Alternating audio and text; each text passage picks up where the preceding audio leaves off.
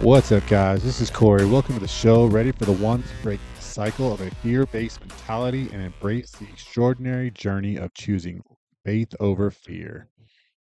Pretty sure I screwed it up, but I'm gonna keep going because okay. Welcome back to another episode of Faith Over Fear, and if it's your first time, hello. Obviously, I swear a little bit, so if you're annoyed or bugged by that or that offends you, turn it off because there's going to be more. All right. So today's topic is something that was inspired by something I heard on the old Instagram, and I can't even remember who said it. Um, one of these manosphere influencers. Um, yeah, I can't remember who said it, but I decided to make it a topic, and here we are. So today's topic is being weak. Being weak is not an issue. Choosing to stay weak is. So in a world that thrives on constant growth and evolution, it's imperative that we acknowledge the significance of personal development and progress. The maxim or the adage, survival of the fittest, holds true not only in the realm of the animal kingdom, but also in our individual lives. So, this mantra resonates deeply, reminding us that our potential knows no bounds if we take the step to harness it. So, this kind of goes back to doing the hard things and all the other episodes before this because it's kind of the same theme. Is there are things that we can and cannot do, right? But sitting around and bitching and moaning about it and not making a concerted effort to try to solve that problem is the problem. So I'll talk about my again, I am mechanically inclined, so it's a little bit unfair. But I'll talking about my truck because that's the well, nah. I'll talk about my tractor. I can talk about it all. Whatever. I'll start with my truck. So we have a Ford F-250, 2010 Ford F-250, and I wanted to put a 2-inch lift on the front because we have 35-inch tires on it, and it rubs. So instead of sending to a shop, spending $1,000, $1,500 on a lift, which most of that is labor pay or labor cost, I decided to pull the truck in my garage. I bought the lift kit on the interweb, and it cost me less than $100. Was the tool? It's just a spacer. So, and it took me probably about 2 hours, maybe something like that, to put these spacers on. Um, and I didn't know how to do it. So again, a little bit mechanically inclined, so I understand all that stuff. So, but point being is I didn't know how to put these spacers and put the lift on my truck. So I found a way to figure out how to do it. That I'm not talking about just physical weakness. I'm talking about, mental, physical, spiritual, emotional weakness, all the same. That was, I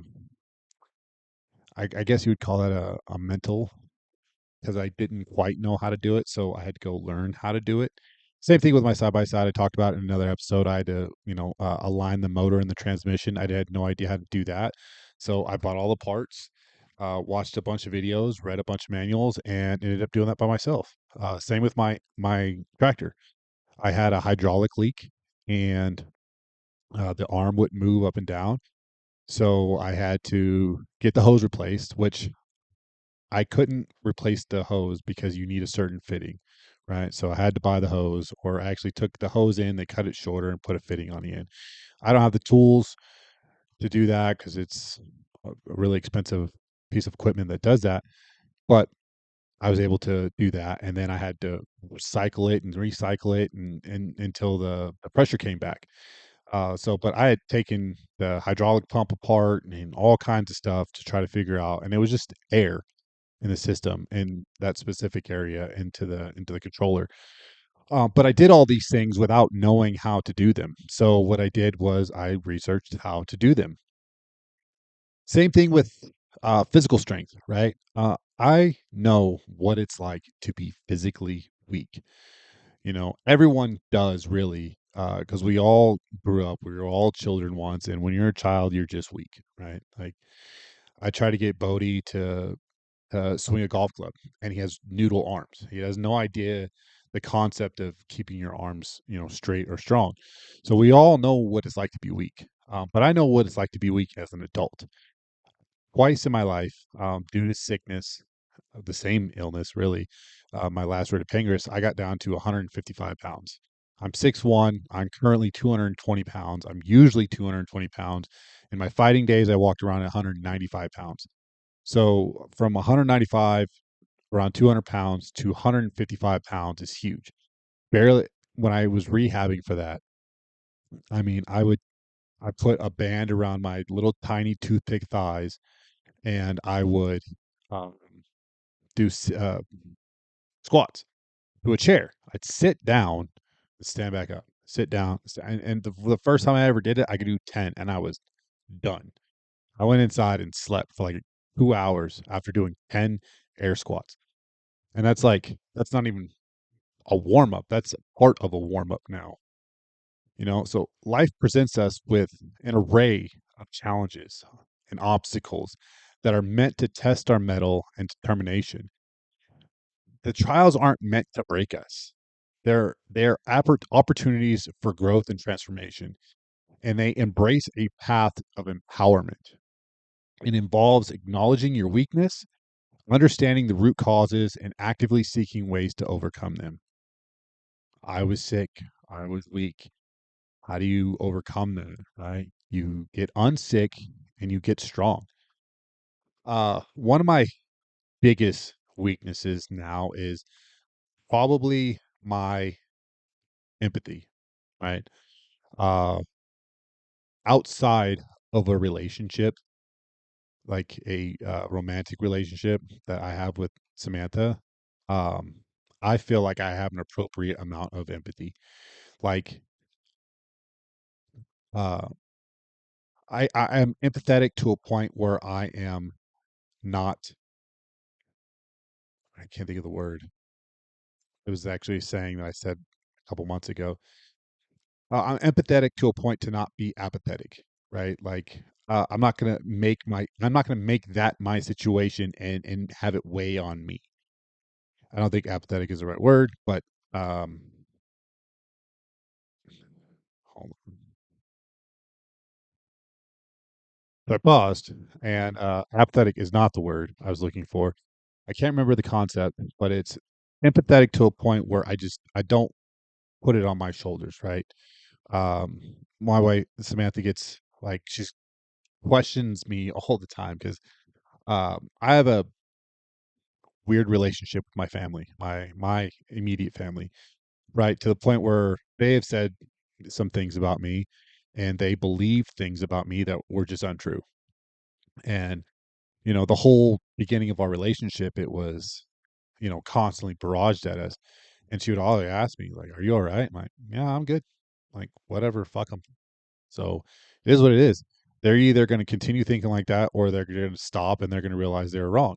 So those are the only two things that can happen. So I don't really give a fuck. And really, it's not affecting me personally. So, I mean, as long as we're good, then I don't give a shit.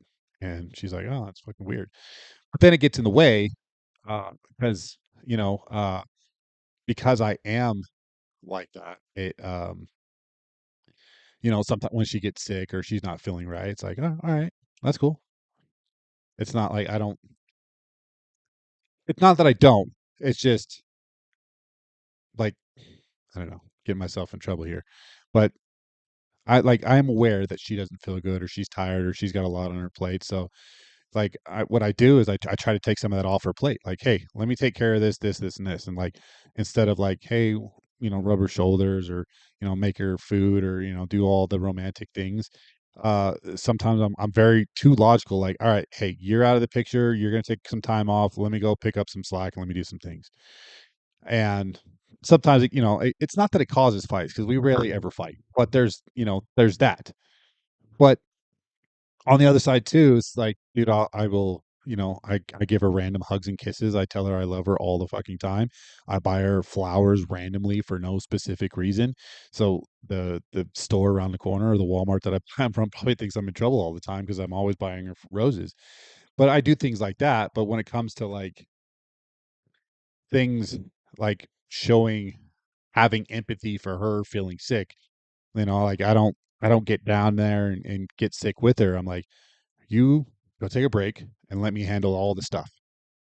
And sometimes it gets in the way, but again, like, we don't argue over it. It's like we've been together for 7 years now, so it's kind of um the random flowers and the random hugs and tickles and foot massages make up for my lack of empathy. So there's that.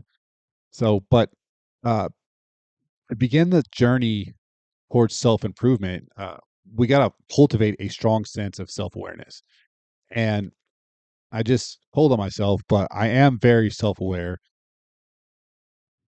only to the point where it comes about and being empathetic, right? Like, uh, it involves a deep introspection and recognize our strengths and weaknesses, which I just went over one of my weaknesses. We pinpoint areas where we fall short. We pave the way for targeted growth. Self awareness is not the admission of defeat; it's a declaration to our commitment to evolve. Right? Like, I just went over it. Like, I am empathetic to a point, but I should be more empathetic towards my romantic partner. And most definitely, if you ask her right now, she'll tell you from where we were to where we are now are completely two different places. So I am on that trajectory to where I am doing self improvement. And, that's where a lot of relationships fail, is because, they say that there's always a reacher and a settler, and there are instances where I kind of believe that theory, and also instances where I don't believe that theory, because Samantha and I are both reachers. Both of us want to do really, really great things, and neither one of us are settling. That's for sure. Like, when we first got together, it was, hey, this is what I want to do. This is where I want to go. These are the things I want to have in life. Are you on board or not? Because if you're not on board, then we're going to have a fucking problem. And in the very beginning, with my lack of empathy, it was more of an issue, right? Because I was very logically driven. Like, all right, well, you're sick, you're sick, you're sick. So you stay home from school, you go to bed, you do something else, and I'll do all the stuff. And then I'll do all the stuff kind of like in a robotic manner, right? And then get through the day. And at the end of the day, kiss everybody on the forehead and, tell them I love them and go to bed. But, there is that time where you need to be a little bit more emotionally involved. And I am doing that now. So, there's that. Once we identify a weakness, the next crucial step is to set the stage for progress. It entails establish clear and achievable goals, right? Those SMART goals that I always talk about, and align with our desire for self improvement. If you don't want to get better, you won't, right? Like, you could say it all day long, but the old adage is actions speak louder than words, right? Like, you can say you're going to do something all day long, whether or not you do it, that's on you, man. It's on you. And at the end of the day, it goes back to that last one: discipline, consistency, and accountability, right? You won't do it without the discipline, without the consistency. And at the end of it, if you don't do those things, you're not going to hold yourself accountable at all. And you're going to blame it on everybody else, which, is the growing theme in our fucking country, is it's everyone's fault except for your own. And we're preaching that more than now ever before. And it's creating fucking weak people, and it's not good. It's not good to be weak. It's not good to be weak mentally. It's not good weak to be weak emotionally. It's not good to be weak physically, right? Because if you're physically weak, that just it sets the downslide for all the other things. If you're physically weak, you'll like you can't do certain things, which makes you mentally weak. Then you're emotionally weak, and then you're like crying all the fucking time for things that you can control, but you feel they're outside of your control because you're emotionally weak because you're mentally weak, and you're mentally weak because you're physically weak. So whether it's enhancing our professional skills or adopting a healthier lifestyle or improving our relationships, setting goals provides us with a roadmap to success. If you plan to fail, you wait, how does it go? If you fail to plan, you plan to fail. That is how it goes. If you fail to plan, you plan to fail. On that roadmap to success, you have to have perseverance, and it's rarely linear.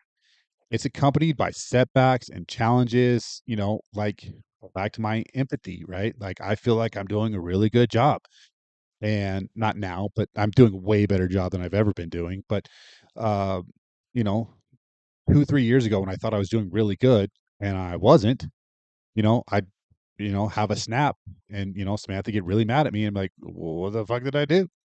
And it's because I slowly regress back into the robot, and I'm just doing all the things, right? Because I like doing hard things, but sometimes it takes advantage of me, and my logic brain just wants to drive through. And sometimes I put my blinders on. So now my blinders are on, but the peripheral view is wider, right? So um, perseverance, when you are facing those setbacks and challenges, the perseverance comes into play. Choosing to persevere in the face of adversity is a testament to our commitment to growth. Like if you keep going even though you feel like you can't keep going, that's perseverance, right? That's that resilience that you're slowly building up over time. It's important to remember that setbacks are not indicative of our weaknesses, but are simply stepping stones towards ultimate success. And with perseverance, right? Like we have to have a growth mindset. That's one of the biggest things that Samantha and I discussed when we first got together was um, is what kind of mindset you know either one of us had.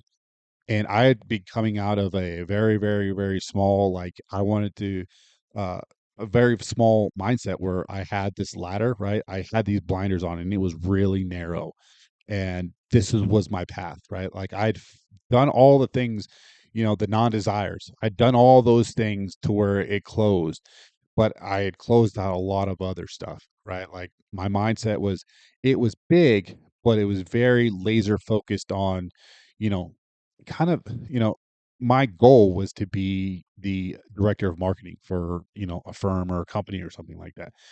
And now here I am as an entrepreneur using I'm the director of marketing for our businesses. That's what I am, right? Like I hit my goal, but in not in the kind of way that I was thinking to where I needed to be in an established company, right? But here I am managing our brands, and that's what I'm doing.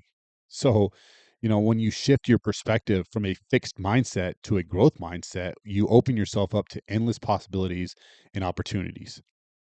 So, right, and here we are building this brand, Faith Over Fear. We're building, our JT Ranch brand. We're extending Happy Trails, right? Like I just got an email that we are at 2 million views on Google because we spend, money for Google advertisements. So things, my my roadmap is still being hit, but instead of that laser focused straight line, it was like, left and right, up, left and right, left and right, up, left and right, left and right, up. So I'm still where I wanted to be, just somewhere else, you know? So challenges and adversity, said that was so weird. They're an inherent part of life, right? The way we navigate these obstacles define our strength of character. Instead of succumbing to weakness in the face of challenges, we must approach them as opportunities for growth. Overcoming challenges and adversities requires resilience, determination, and an unwavering belief in our ability to triumph. Resilience, again, another key theme that I talk about, um, and I focus on physical strength because it's one of the easiest things you can control. If you want to be stronger, go to the gym. Right? You want to look better, eat healthier. Those are things that are very, very easy to control. But once you have a control on those things, the ripple effect on everything else is just unmeasurable. When you embark on a journey of self improvement, you have to recognize the ripple effect. The changes we make in ourselves and our personal selves have the power to inspire and influence those around us. And our commitment to improvement serves as a shining example. It encourages others to undertake their own journeys towards empowerment. And that's what I'm doing here, right? Like, I'm taking my stories, and if one or two people listen to my story and are like, "Oh, that makes sense. I'm going to apply that to my life." Then I've made a difference because those one or two people are going to tell 10, 20, 30 people, and then one or two people from them. So it's a slow change, but fuck, it's still a change, and change is the only constant in life.